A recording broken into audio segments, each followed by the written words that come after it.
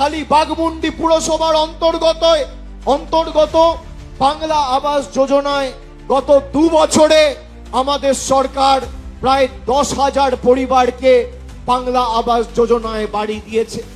প্রায় 78,917 জন মায়েরা, দিদিরা, বৌদিরা, বোনেরা প্রতি মাসে লক্ষ্মীর ভান্ডার পাচ্ছেন খালি বাঘমুন্ডি বিধানসভাতে।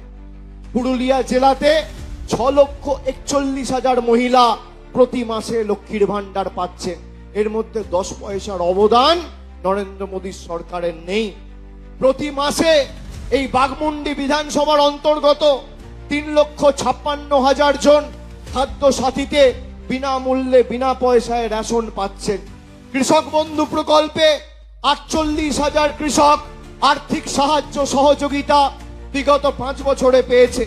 যুব সাথী প্রকল্পে 29,000 যুবক যুবতী যারা মমতা বন্দ্যোপাধ্যায়ের সরকারকে আক্রমণ করত, ব্যঙ্গ বিদ্রুপ করত, তারাও লাইনে দাঁড়িয়ে যুব সাথীর ফর্ম ফিল আপ করেছে। খালি বাঘমুন্ডিতে 29,533 জন যুবক যুবতীকে সরাসরি তাদের ব্যাংক অ্যাকাউন্টে 1500 টাকা করে আমাদের সরকার ইতিমধ্যে পাঠিয়ে দিয়েছে। পুরুলিয়া জেলায় যুব সাথীর সংখ্যা হচ্ছে 2,60,000। স্বাস্থ্য সাথী প্রকল্পে 3,30,000। খালি বাঘমুন্ডি বিধানসভার সংখ্যা এটা।